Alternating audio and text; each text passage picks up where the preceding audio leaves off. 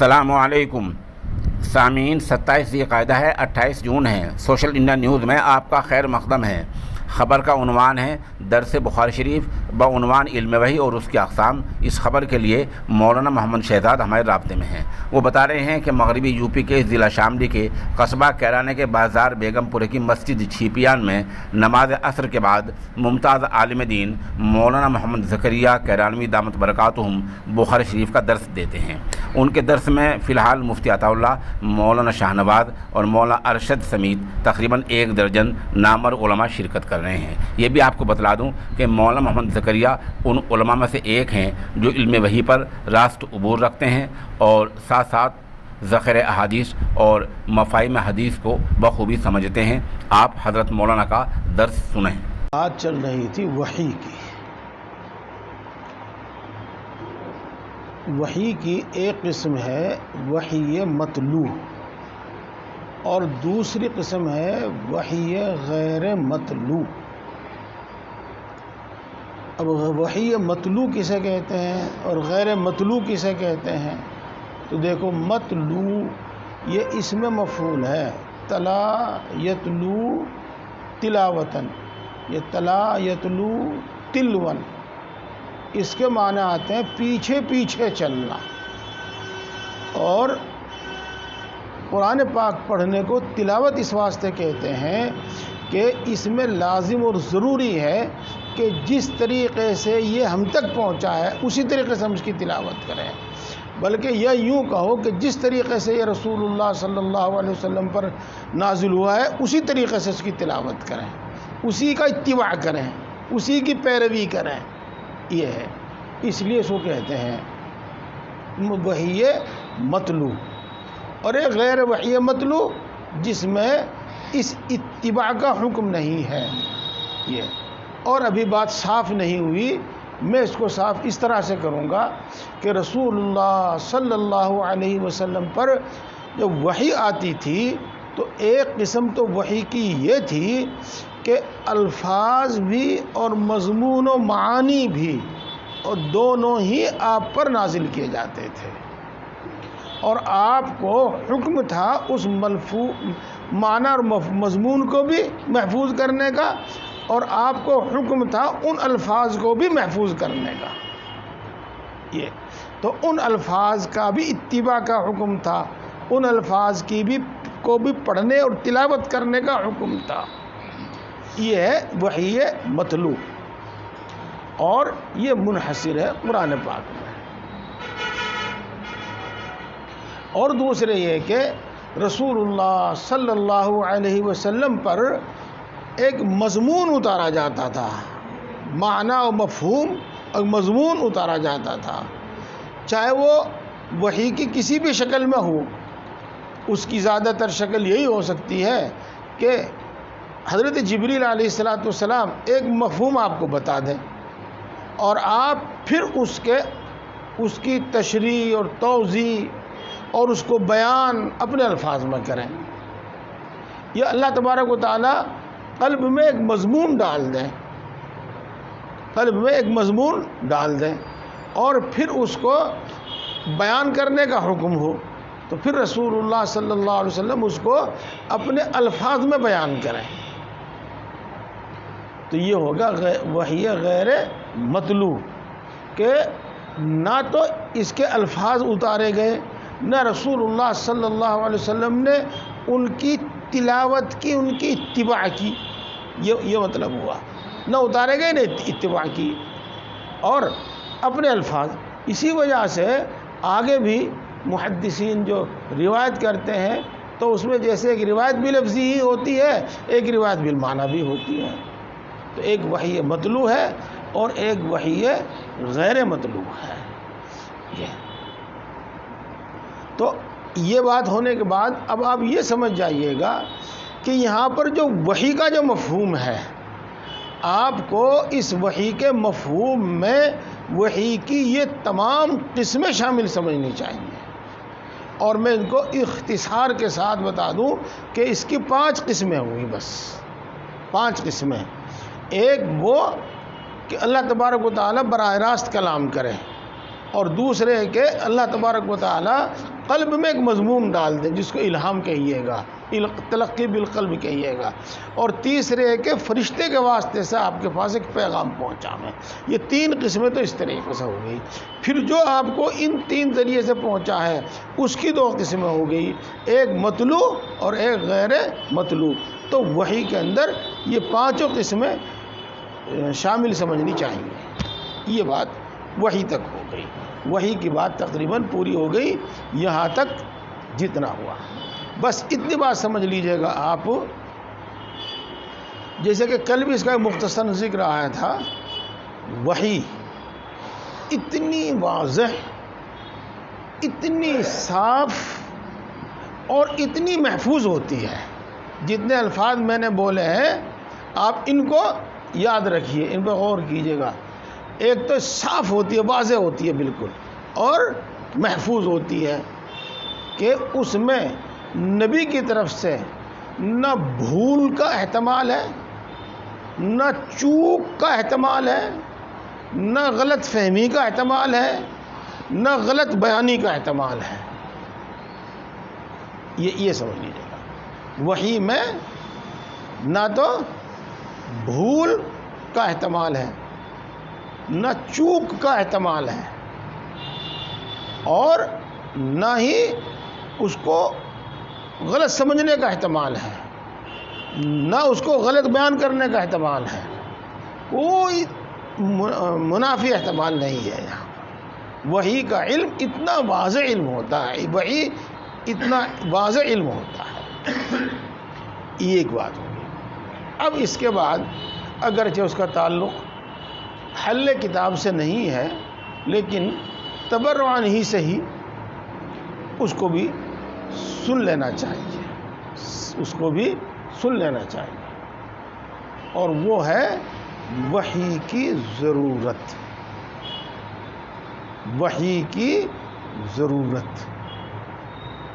دیکھو اللہ تبارک و تعالیٰ نے انسان کو مکلف بنایا ہے، اور مکلف بنانے کا مطلب یہ ہے کہ اس کو کچھ احکام دیے جائیں گے، ان احکام کے مطابق اس کو زندگی گزارنی ہے۔ اَيَحْسَبُ الْإِنسَانُ أَن يُتْرَكَ سُدًى، کیا انسان نے گمان کر لیا کہ اس کو یوں ہی چھوڑ دیا جائے گا؟ یعنی نہیں، ایسے نہیں چھوڑا جائے گا۔ اِنَّا خَلَقْنَاهُ مِن نُطْفَةٍ أَمْشَاجٍ نَبْتَلِيهِ فَجَعَلْنَاهُ سَمِيعًا بَصِيرًا، ہم نے اس کو ملے جلے نطفے سے پیدا کیا ہے، اور ہم اس کو آزمائیں گے، یعنی مکلف بناویں گے، اور اسی واسطے ہم نے اس کو سننے والا اور جاننے والا بنایا ہے۔ بہرحال یہ مکلف ہے، کس اللہ کے احکام کا مکلف ہے۔ اللہ کے احکام جو ہیں، ایک تو یہ ہے کہ وہ دنیا میں جو موجود نعمتیں ہیں ان نعمتوں کا یہ استعمال کیسے کریں، یہ، اور ان نعمتوں کے استعمال کے علاوہ اللہ تبارک و تعالیٰ کا حکم یہ کہ اللہ تبارک و تعالیٰ کی عبادت اور اس کا شکر کیسے ادا کریں، یہ بہت مختصر الفاظ میں بتایا میں نے، اس کا مکلف ہے۔ اس کے ساتھ ساتھ یہ بھی ایک انسان کی ضرورت ہے کہ دنیا میں جو چیزیں موجود ہیں اور جن کو یہ استعمال کرتا ہے، اس میں بعض چیزیں ایسی ہیں جو اس کے واسطے مفید ہیں، بعض چیزیں ایسی ہیں جو اس کے واسطے مضر ہیں، بعض چیزیں ایسی ہیں جس کی اس کو ضرورت ہے، بعض چیزیں ایسی ہیں جس کی اس کو ضرورت نہیں ہے، جس کو ہم کہہ سکتے ہیں اشیاء کے خواص، اشیاء کی خاصیتیں، ان کی منفعتیں، ان کی مضرتیں، اشیاء کے خواص، اور دوسرے ان کا استعمال اللہ کے حکم کے مطابق، اور تیسرے ان نعمتوں کے دینے والے کا شکر. تو اس سب کے واسطے علم کی ضرورت ہے. اس سب کے واسطے علم کی ضرورت ہے. اور اللہ تبارک و تعالیٰ نے انسان کو ذرائع علم عطا فرمائے ہیں. ذرائع علم عطا فرمائے ہیں. اور ان ذرائع علم میں سے مشہور وہ حواس خمسہ ظاہرہ ہیں. اگر آپ حواس خمسہ ظاہرہ سمجھ گئے ہوں تو ان کی تفصیل کی ضرورت نہیں. اور چلو اگر آپ کہیں دیں تو میں سمجھا بھی دوں. یہیں سے شروع کر دو، ہاتھ سے ہی. یہ اس میں ہے چھونے کی طاقت. یہ پھر اس کے بعد زبان، اس میں ہے چکھنے کی طاقت. پھر اس کے بعد ہے ناک، اس میں ہے سونگھنے کی طاقت.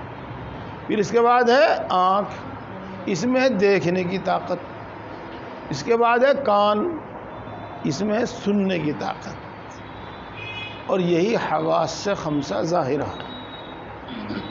اور ان سے انسان کو علم حاصل ہوتا ہے. چنانچہ آپ جانتے ہیں ہاتھ جب کسی چیز کو لگایا جاتا ہے تو اس کا نرم ہونا، اس کا سخت ہونا، اس کا چکنا ہونا، اس کا کھردرا ہونا، بلکہ اس کا گرم ہونا، اس کا ٹھنڈا ہونا، یہ معلوم ہو جاتا ہے ہم سب. اسی طریقے سے بہت ساری چیزیں جب ہم زبان پر رکھتے ہیں تو ہمیں علم ہو جاتا ہے. مثلاً میٹھا ہے، کھٹا ہے، کڑوا ہے، ذائقہ زبان سے معلوم ہو جاتا ہے. اسی طریقے سے خوشبو بدبو ہی نہیں بلکہ اور بہت کچھ سونگھنے سے معلوم ہو جاتا ہے. اور دیکھنے سے تو بہت کچھ معلوم ہوتا ہے، اور سننے سے تو بہت کچھ معلوم ہوتا ہے. تو یہ حواس سے خمسہ ہیں جو علم کا ذریعہ ہے. لیکن اس میں یہ سمجھ لیجئے گا کہ یہ چاروں حواس سے یہ محدود ہے.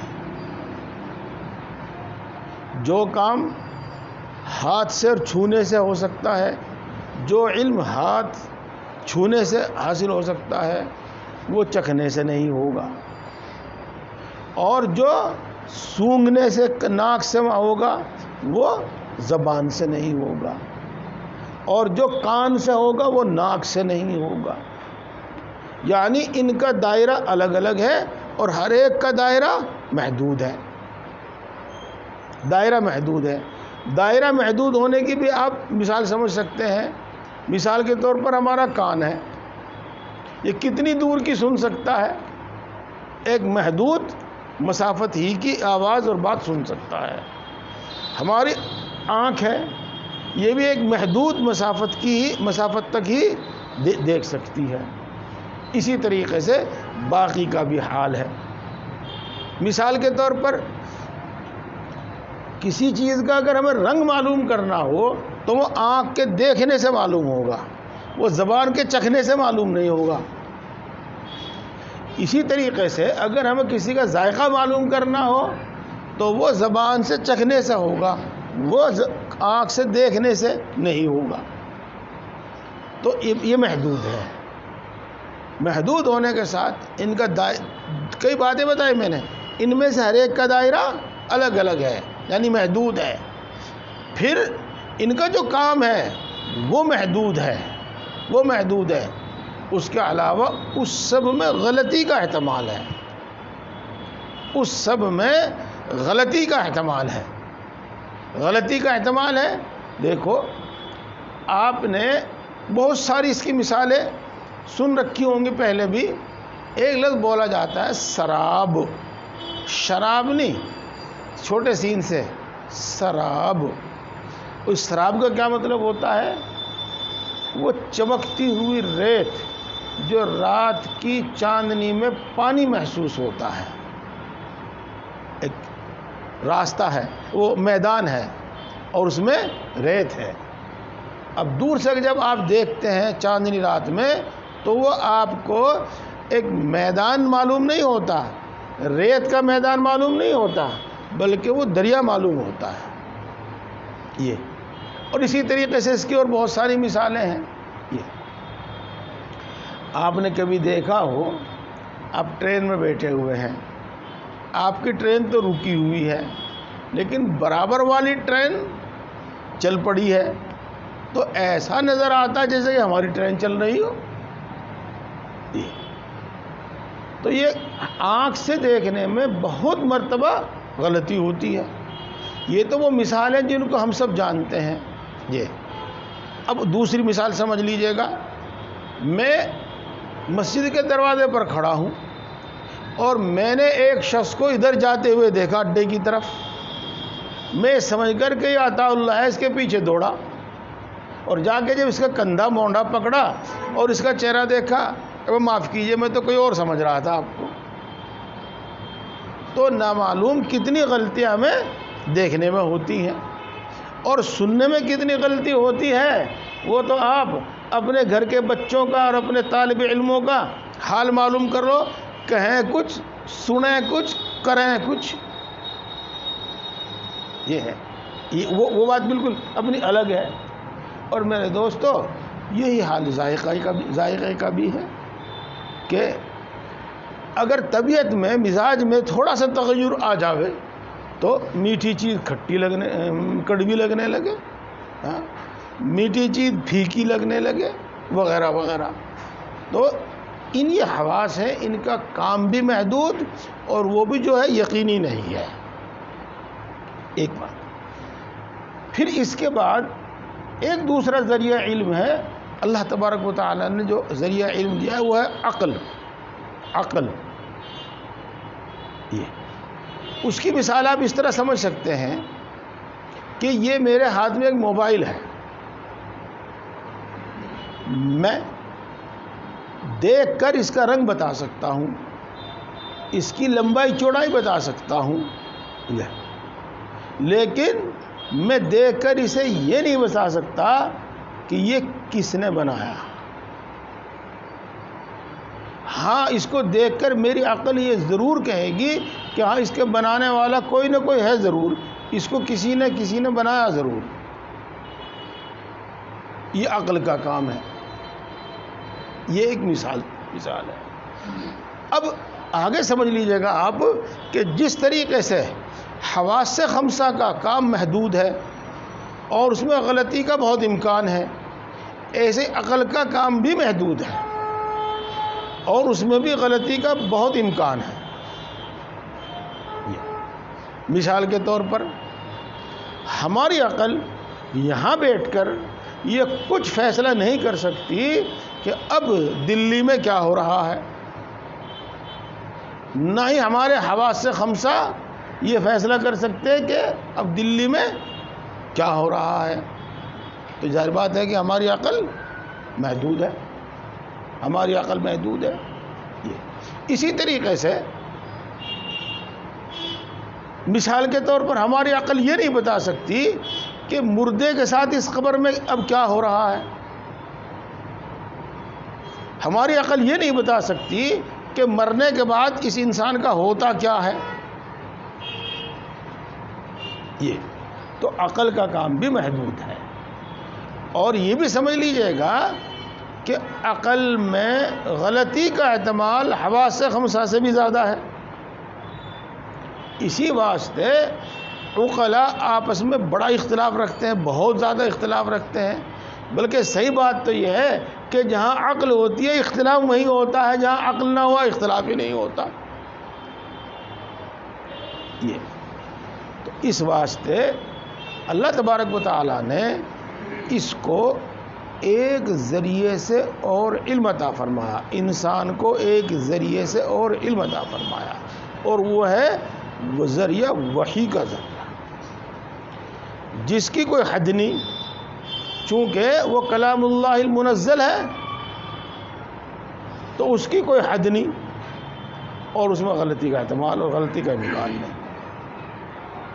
تو جس کی انسان کو ضرورت ہے اس واسطے وحی کی ضرورت ہے، اور وحی کا علم ایسا محفوظ جس میں غلطی کا امکان نہیں ہے۔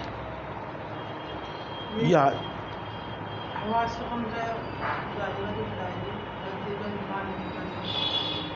اس میں تو یہ کہا جاتا ہے کہ یہ جو ان کے غلطی کا امکان پیدا ہوتا ہے یہ خارج اسباب کی وجہ سے پیش آ جاتے ہیں، اگر وہ ختم ہو جائے تو وہ جو ایک علم ہوگا وہ علم حاصل۔ بہرحال سبب کچھ بھی ہو، لیکن غلطی تو پائی جاتی ہے، سبب تو کچھ نہ کچھ ہر چیز کا ہوتا ہی ہے جی۔ خارجی اسباب سے ہی ہوگا، خارجی اسباب سے ہی غلطی کا احتمال ہوگا، چاہے وہ غفلت کی بنا پر ہو، چاہے وہ مزاج کے فساد کی وجہ سے ہو، یا وہ قوت سماعت کی کمی کی بنا پر ہو، یا قوت بینائی کی کمی کی بنا پر ہو، وہ ہوگا، لیکن بہرحال غلطی کا احتمال تو ہے، یہی ہے، غلطی کا احتمال تو ہے یہ۔ تو یہ وحی کے متعلق بات ہو گئی۔ اب ہم چلتے ہیں آگے، اس سے متعلق تقریباً سبھی بات ہو گئی۔ ہاں بس میں آپ کو چلو بعد میں بتاؤں گا جب اس کا مطلب بیان کروں گا۔ الی رسول اللہ صلی اللہ علیہ وسلم، اس کے بعد لفظ آتا ہے رسول، اس کو بھی سمجھنے کی ضرورت ہے۔ اس کے ایک تو لغوی معنی ہے، ایک اصطلاحی معنی ہے۔ رسول مصدر ہے، اس میں مفعول مرسل کے معنی میں ہے۔ اس کے محض لغوی معنی ہوں گے، ٹھیٹ لغوی معنی ہوں گے بھیجا ہوا۔ اس کو ہماری اردو میں کہہ دیتے ہیں قاصد، اور فارسی میں کہہ دیتے ہیں اس کو پیغام بر، پیغام لے جانے والا، اور دوسری زبانوں میں الگ الگ اس کو تعبیر کرتے ہیں۔ یہاں یہ بھی یاد رہے کہ یہ پیغام بر اور رسول انسان بھی ہو سکتا ہے، اور فرشتہ بھی ہو سکتا ہے، اور کوئی حیوان بھی ہو سکتا ہے۔ چاہے پیغام لے جانے والا فرشتہ ہو تو وہ بھی رسول ہے لغوی اعتبار سے، اور وہ پیغام لے جانے والا کوئی انسان ہو تو وہ بھی رسول ہے لغوی اعتبار سے، اور وہ پیغام لے جانے والا کوئی جانور ہو تو وہ بھی رسول ہے لغوی اعتبار سے، اور مثال کے طور پر وہ کوئی جن ہو تو وہ بھی رسول ہے لغوی اعتبار سے۔ فرشتے کا رسول ہونا، انسان کا رسول ہونا، جن کا رسول ہونا، یہ تو آپ کے سمجھ میں آتا ہے، آیا ہوا ہے۔ حیوانات بھی رسول کا کام کیا کرتے ہیں؟ دیکھو مشہور ہے، اور پچھلے زمانے میں یہ کام بہت ہوتا تھا کہ کبوتر کو سدھایا جاتا تھا، اس کی تربیت کی جاتی تھی، اور اس کو پھر پیغام رسانی کے واسطے استعمال کیا جاتا تھا۔ آج کل بھی کتوں کو بھی استعمال کیا جاتا ہے، چنانچہ ان کے گلے میں کوئی پٹا وغیرہ کوئی بھی چیز ڈال دی جاوے اور ان کو جہاں بھیجا جاوے تو وہیں پہنچتے ہیں۔ تو رسول کوئی بھی ہو، اس سلسلے کا ایک قصہ ہے، وہ قصہ میں آپ کو حضرت مولانا مسیح اللہ خان صاحب جلال آبادی نور اللہ مرقدہ کے حوالے سے بتاتا ہوں، پہلے بھی سنا جی۔ جنجانے میں یہ مزار ہے سید محمود سبزواری رحمۃ اللہ علیہ کا، ان کا قصہ بیان کیا جاتا ہے۔ ان کا قصہ یہ ہے کہ ان کے استاد محترم اس علاقے کو فتح کرنے کے واسطے آئے تھے، تو انہوں نے دشمن کی طاقت زیادہ دیکھی اور اپنے آپ کو خطرے میں محسوس کیا، تو کبوتر کے ذریعے اپنے ایک شاگرد کو، شہزادے کو پیغام بھیجا، اور وہ شاگرد اور شہزادہ یہی محمود تھا۔ سبزوار یا زنجیبار، حضرت نے تو زنجیبار لکھا ہے اور زنجیبار ہی بتایا کرتے تھے، وہاں کا یہ شہزادہ تھا، اور اس کی شادی طے نہیں تھی، بلکہ شادی اور نکاح کا جوڑا پہننے کے واسطے یہ غسل کرنے جا رہا تھا غسل خانے میں، کہ اسی وقت ایک کبوتر اس نے دیکھا اور یہ پہچان گیا کہ استاد محترم کا کبوتر ہے، تو اس نے کہا کہ میں غسل بعد میں کروں گا، پہلے استاد محترم کا پیغام پڑھوں گا۔ تو اس نے اس کبوتر کے ساتھ جو پیغام بھیجا گیا تھا وہ پڑھا، اور پھر کہا اپنے باپ کو، ماں کو اور دوسروں کو کہ میں ابھی نکاح نہیں کروں گا، ابھی شادی نہیں کروں گا، میں ابھی فوراً اپنے استاد کی مدد کے واسطے جاؤں گا، اور وہاں سے فتح یاب ہونے کے بعد انشاءاللہ پھر آ کر نکاح اور شادی کروں گا۔ تو یہ اسی وقت فوج لے کر چلا اور جھنجھانے پہنچا۔ جب جھنجھانے پہنچے تو اس وقت استاد محترم شہید ہو چکے تھے، پھر یہ بھی لڑے یہاں پر اور یہ بھی شہید ہو گئے۔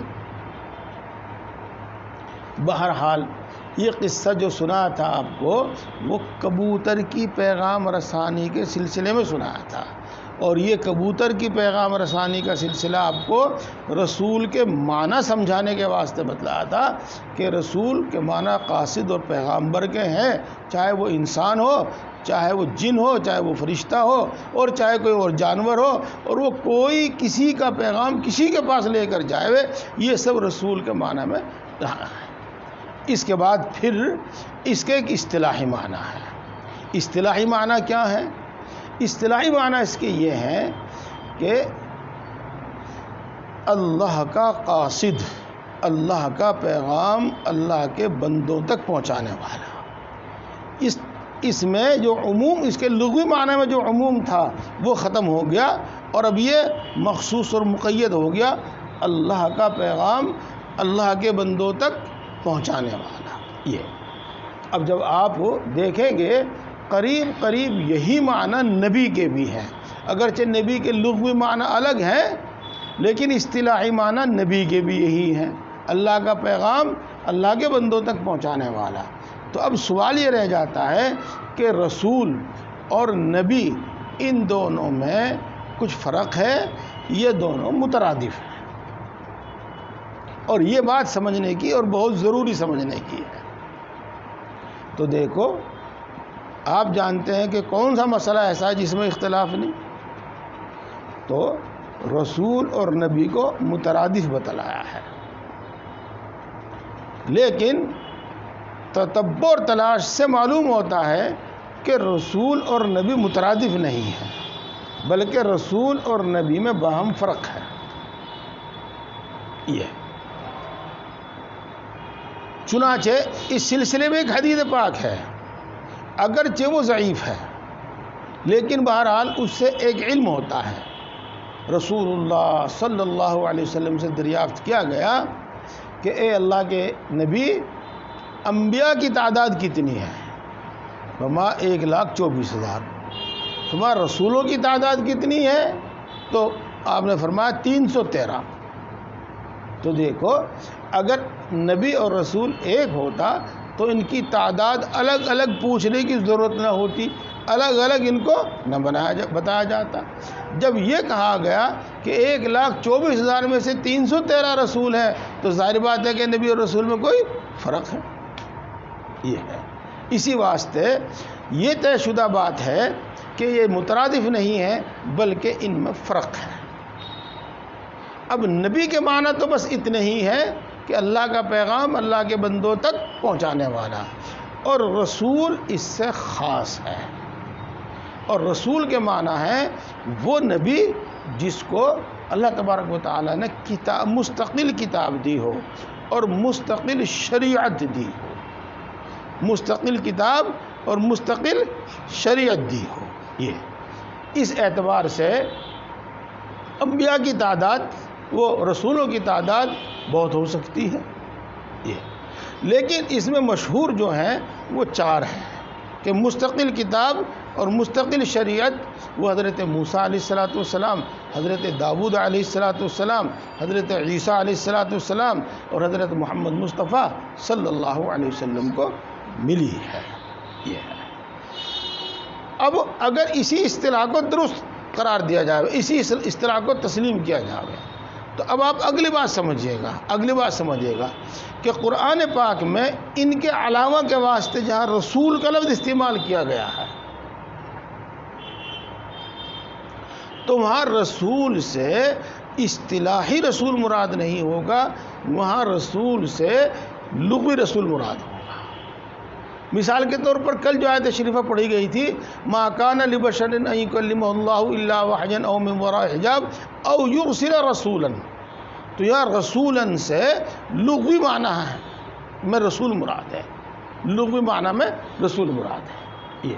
اور اس کے علاوہ ایک دوسری بات اور سمجھ لیجئے گا، ایک آیت شریفہ ہے وَاذْكُرْ فِي الْكِتَابِ اسماعیل إِنَّهُ كَانَ صَادِقَ الْوَعْدِ وَكَانَ رَسُولًا نَبِيًّا، تو یہاں حضرت اسماعیل علیہ السلام کو رسول فرمایا گیا ہے۔ تو رسول حالانکہ آپ کو نہ تو کوئی کتاب عطا کی گئی ہے نہ کوئی مستقل شریعت عطا کی گئی ہے، یہ تو حضرت ابراہیم علیہ السلام ہی کی شریعت کے پابند تھے یہ، تو اب ان کو رسول قرآن پاک میں کہا گیا ہے، تو کوئی دقت والی بات نہیں ہے، یہ رسول لغوی معنی میں رسول ہے یہ۔ اسی طریقے سے حضرت یوسف علیہ السلام کا بھی معلوم ہوتا ہے کہ قرآن پاک میں حضرت یوسف علیہ السلام کو رسول کہا گیا ہے، چنانچہ حتیٰ اذا ہلک قلتم لن یبعث اللہ من بعدہ رسولا، اس کے بعد کوئی رسول نہیں بھیجیں گے۔ اس سے معلوم ہوتا ہے کہ یوسف علیہ السلام رسول ہے، حالانکہ وہ بھی ملت ابراہیم کے پابند تھے، ان پر کوئی کتاب نازل نہیں ہوئی، ان پر کوئی شریعت مستقل شریعت نہیں دی گئی، اور بھی ہو سکتے ہیں ایسے۔ تو پھر اس میں کوئی شک و شبہ والی بات نہیں ہے کہ اس کو آپ نبی کے معنی میں لیں گے، رسول کے معنی میں لیں گے، لغوی معنی قاصد کے معنی میں لیں گے۔ اور اسماعیل اس میں حضرت اسماعیل علیہ السلام کے رسول اس کو یہ کہا جا جو نہیں سکتے، تو یہ لغوی معنی میں رسول کہیں گے ان کو، اور اس میں کوئی حرج اور اس میں کوئی خرابی نہیں ہے۔ اس کے بعد ایک قید کا اضافہ کیا اس میں، اور یہ کہا کہ رسول اس کو کہتے ہیں جس کو نئی کتاب نئی شریعت دی گئی ہو یا نئی قوم اور نئی امت کی طرف اس کو بھیجا گیا ہو، نئی قوم اور نئی امت کی طرف اس کو بھیجا گیا ہو۔ مثال کے طور پر حضرت موسیٰ علیہ السلام کے بعد بنی اسرائیل میں بہت سارے انبیاء آئے، تو وہ حضرت موسیٰ علیہ السلام کی ہی شریعت اور کتاب کی تبلیغ کرتے تھے، اور جن کی طرف حضرت موسیٰ علیہ السلام کو بھیجا گیا یعنی بنی اسرائیل کی طرف، انہی کی طرف ان کو بھیجا گیا، لہذا وہ نہ تو کسی نئی قوم کے پاس بھیجے گئے، نئی امت کے پاس بھیجے گئے، اور نہ ہی ان کو کوئی نئی شریعت اور نئی کتاب دی گئی۔ یہ بخلاف حضرت یوسف علیہ السلام کے کہ ان کو قوم قبط کی طرف بھیجا گیا، اور اس سے پہلے ان کی طرف کوئی نبی نہیں بھیجا گیا تھا، تو وہ نئی قوم تھی۔ اور اسی طریقے سے حضرت اسماعیل علیہ السلام کو بنو جرہم کی طرف بھیجا گیا، اور اس سے پہلے ان کے پاس کوئی نبی یا وہ کوئی شریعت اور کوئی دین ان کی طرف نہیں بھیجا گیا تھا۔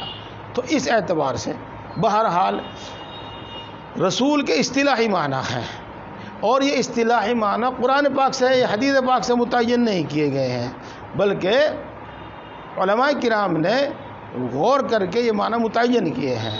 اب جیسی اس طرح متعین کر لی جائے گی، اسی کے مطابق اس کا مفہوم اور مطلب سمجھا جائے گا، یہ بات ہو گئی۔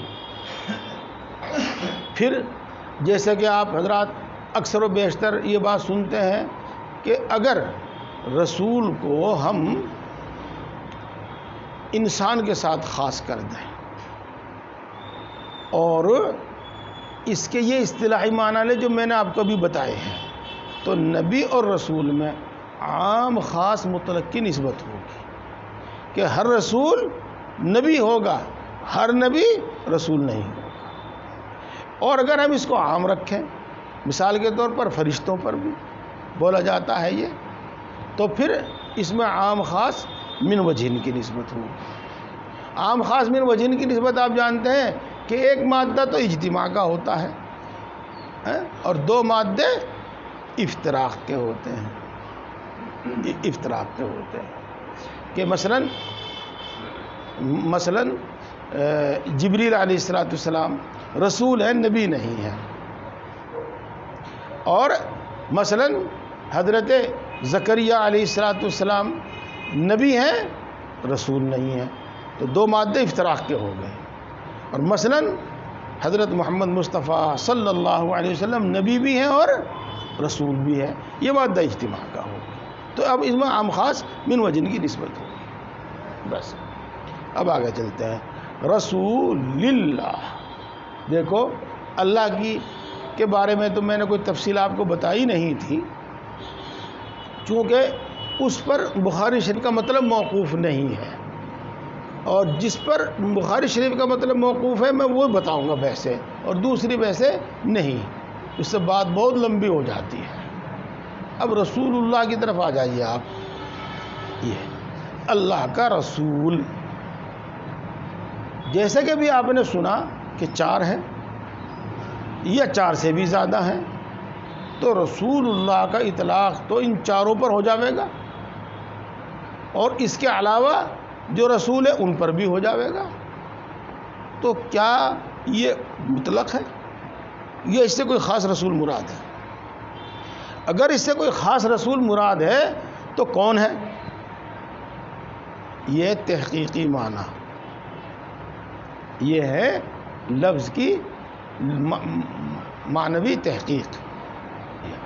تو دیکھو سنو، یہاں پر آپ کو نحو کام دے گا، وہ اصول کام دے گے، اور اسی وجہ سے طلباء کو شکایت یہ رہتی ہے تفسیر میں، فقہ میں، حدیث میں، کہ سمجھ میں نہیں آئی بات، اور سمجھ میں نہ آنے کا مفہوم اکثر بیشتر یہ ہوتا ہے کہ استاد محترم نے صحیح سے بیان نہیں کیا۔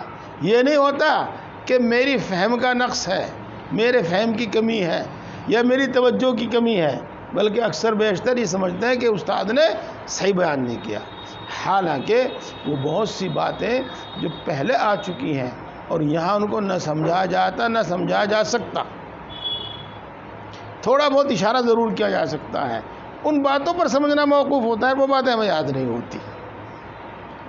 چلو، بولا جاتا ہے کثرت سے رسول اللہ، اور مراد ہوتا ہے اس سے حضرت محمد مصطفیٰ صلی اللہ علیہ وسلم۔ ایسا کیوں ہوتا ہے؟ ایسا کیوں ہوتا ہے؟ تو دیکھو،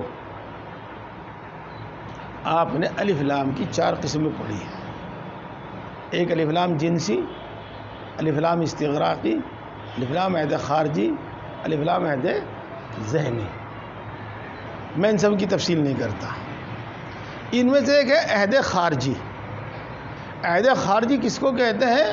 عہد خارجی وہ ہوتا ہے جس سے خارج میں معلوم اور متعین شخص کی طرف اشارہ کیا جا رہا ہے، معلوم اور متعین فرد کی طرف اشارہ کیا جا رہا ہے۔ یہ مثال کے طور پر جاءنی رجل فجلس عندی ساعتا وتکلمنی فذهب الرجل۔ اب یہاں جو کہا جاوے گا نا، فذهب الرجل نہیں کہا جاوے گا، پھر یہاں کیا کہا جاوے گا؟ فذهب الرجل، وہ شخص چلا گیا۔ کون شخص چلا گیا؟ یہ الف لام عہد خارجی ہے۔ ہمارے کلام میں جس کا ذکر آیا تھا، جو ہمارے ذہنوں میں متعین ہے، یہ ہے الف لام عہد خارجی۔ یہ بات آپ کو آسانی سے سمجھ میں آ گئی۔ ایک اور مثال دے دوں گا میں اس کو آپ کو۔ فعصى فرعون الرسول، فرعون نے رسول کی نافرمانی کی۔ دیکھو، رسول تو متعدد ہے، پھر اس رسول سے کون رسول مراد ہے؟ اگر یہ کہا جاوے کہ موسیٰ علیہ السلام مراد ہے تو کیسے، کیوں؟ یہ تو اس لیے کہا جاوے گا کہ اس پر الف لام عہد خارجی ہے، اور اس سے ایک معلوم و متعین رسول مراد ہے، اور اس کی تعیین قرائن سے ہے، علم مخاطب اور علم متکلم سے ہے، خارجی قرائن سے ہے۔ اور وہ یہ کہ فرعون کے زمانے میں موسیٰ علیہ السلام کو بھیجا گیا، لہذا فرعون نے موسیٰ ہی کی نافرمانی کی ہوگی۔ فرعون نے آدم کی نافرمانی تو کی نہیں ہوگی کیونکہ تو وہ آدم تو ان سے بہت پہلے تھے، اور فرعون نے محمد صلی اللہ علیہ وسلم کی نافرمانی کی نہیں ہوگی کیونکہ وہ ان کے زمانے میں تھا ہی نہیں۔ تو یہ ہے قرائن سے اس کو متعین کرنا، اس کو کہتے ہیں عہد خارجی۔ یہاں تک بات آپ کی سمجھ میں آ گئی ہوگی۔ اب آپ اسی طرح سمجھیے گا اور یہ علم انشاءاللہ آپ کو سمجھ میں آئے گا۔ جو اضافت ہوتی ہے اس میں نکرہ کی، اس میں معرفہ کی طرف، تو یہ اضافت اصل میں عہد خارج کے لیے ہوتی ہے، یعنی کسی معلوم و متعین مضاف کی طرف اشارہ کرنا مقصود ہوتا ہے، کسی معلوم و متعین غلام مضاف کی طرف اشارہ کرنا مقصود ہوتا ہے۔ اس کو آپ ایک طرح سے سمجھیے گا۔ مثال کے طور پر زید کے 4 غلام ہیں اور آپ کو ان میں سے کسی نے کچھ بتایا، کچھ کہا، اور آپ یہ بتانا نہیں چاہتے کہ ان 4 میں سے کس نے بتایا، تو آپ کیا کہیں گے؟ قال لی غلام لزید، اضافت نہیں کریں گے، کیا کہیں گے؟ قال لی غلام لزید۔ اور اگر زید کے 4 غلاموں میں سے کوئی ایک متعین غلام آپ مراد لیں گے تو اب آپ کہیں گے قال لی غلام زید۔ اب آپ کہیں گے جاءنی غلام زید۔ اب وہ کون غلام ہے؟ ان 4 غلاموں میں سے کون سا ہے؟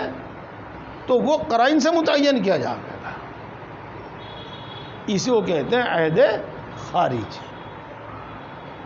تو رسول اللہ میں اضافت عہد خارج کے واسطے ہے،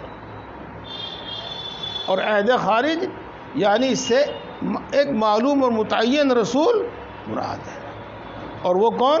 قرائن سے محمد صلی اللہ علیہ وسلم۔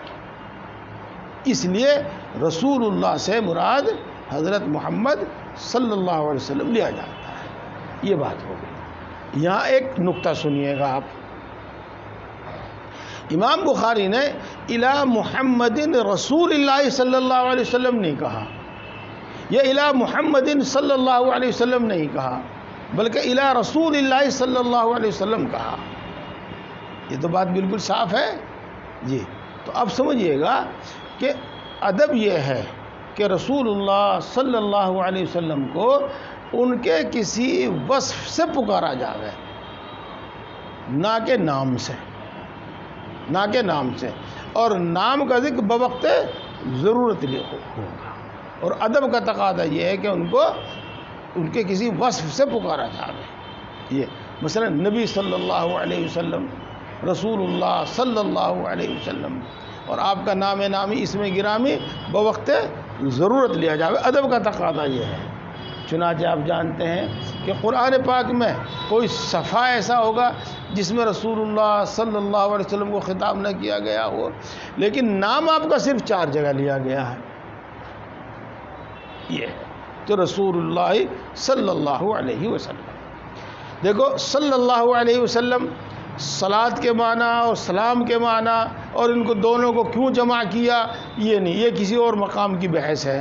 بس میں آپ کو اتنا بتا دینا چاہتا ہوں کہ یہاں جو امام بخاری نے صلی اللہ علیہ وسلم کہا ہے تو یوں سمجھ جائیے گا کہ صلی اللہ علیہ وسلم یہ نبی آخر الزمان محمد مصطفیٰ صلی اللہ علیہ وسلم کے واسطے خاص ہے۔ موسیٰ صلی اللہ علیہ وسلم، عیسیٰ صلی اللہ علیہ وسلم، ایسا کہنا ہمارے اسلامی عرف میں درست نہیں ہے۔ ہاں ان کے واسطے موسیٰ علیہ الصلاۃ والسلام، عیسیٰ علیہ الصلاۃ والسلام۔ یہ اب اس کے بعد ایک دوسری بات سمجھیے گا، جن لوگوں کے لیے منقول ہے تو ان کے واسطے بھی انبیاء کے علاوہ تو صرف سلام ہے، صلاۃ نہیں، صلاۃ صرف انبیاء کے لیے خاص ہے۔ چنانچہ اگر کوئی شخص کہنے لگے حضرت مریم علیہ السلام، تو ایسا نہیں کہا جائے گا۔ حضرت مریم علیہ السلام تو کہیں گے، لیکن حضرت صلاۃ والسلام نہیں کہیں گے۔ حضرت مہدی علیہ السلام تو کہیں گے، لیکن حضرت مہدی علیہ السلام نہیں کہیں گے۔ یہ بہرحال کچھ اصطلاحات ہیں اور عرف کے اعتبار سے یہ متعین ہو چکے ہیں، تو ان کی پیروی اسی طرح کرنی ہوگی۔ یہ بات یہاں تک لفظی تحقیق ہو گئی۔ اب اس کے بعد ایک مرحلہ آتا ہے، اور اس مرحلے میں آپ کو بہت ہی بیدار مغزی سے کام لینا ہوگا۔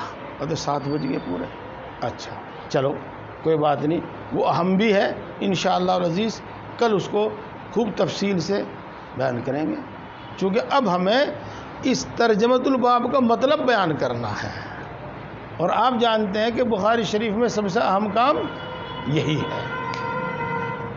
تو انشاءاللہ کل اس کا مطلب